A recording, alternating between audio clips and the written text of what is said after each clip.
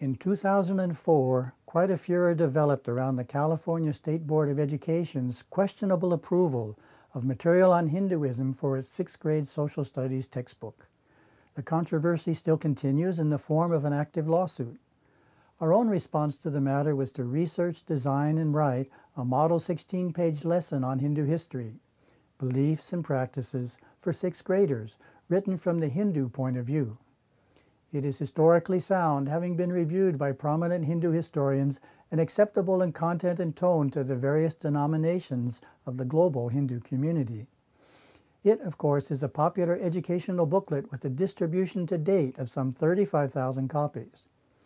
The first lesson covers the period from ancient times to 300 CE. Lesson 2 of this series, published in the October, November, December issue of 2008, covers the period 300 to 1100 CE. Additional lessons are planned over the next few years. This is an important way that the editorial staff is reaching out to the broader community, both Hindu and non-Hindu, to present an authentic view of Hinduism that will be understood and appreciated in the West. An inspiration came to me in 2007 to create a book out of Hinduism Today. Specifically, I envisioned the best of our educational insight sections compiled into a book called What is Hinduism? Approached from scratch, such a book would take a large team years to produce, especially with the level of artistry, research, patience, and care that is found in each chapter.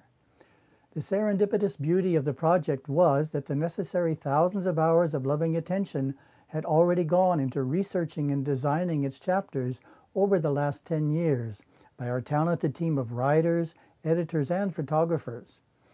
All that was needed then, in 2007, was to gather the best features and assemble them in a way that offers a thorough yet highly readable introduction to Hinduism.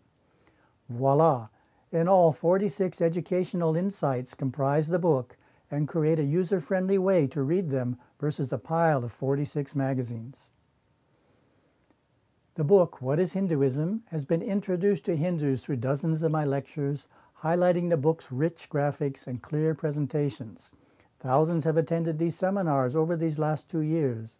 The book has also been successfully used at major Hindu summer camps. The students can take the book home with them and continue to refer to it, helping them remember the teachings over the subsequent months. It is yet another way the magazine is impacting Hinduism. Hinduism Today has become a resource for mainstream America, a place where people can find authentic and reliable information on Sanatana Dharma, and our editorial team is often called upon for hard-to-find answers to questions that few other institutions seem inclined to take the time to address. Harvard University is engaged in a CD-based pluralism project which teaches high school children about other cultures and religions. Professor Diana Eck, head of Harvard's Religion Department, invited Hinduism Today to participate in the Hindu expressions.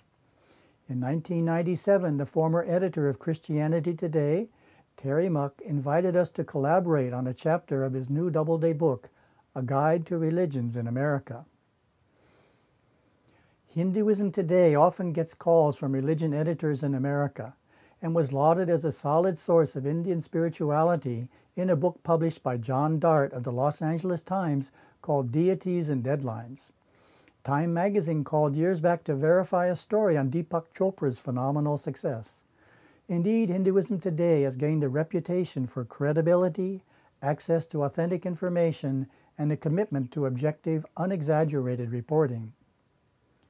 But that's just the beginning and doesn't explain why a select committee seeking the Hindu view on the ethics of human cloning for a report to U.S. President Bill Clinton called our editorial offices in March of 1997, or why the Ford Foundation sponsored 2 of our editors to join 50 prominent religion editors in the U.S. at a meeting in Atlanta, Georgia, or why we were asked to write a chapter on Hindu medical ethics for the Southern Texas Medical Association. You get the idea. As interesting as our past has been, we think the future is going to prove even more remarkable.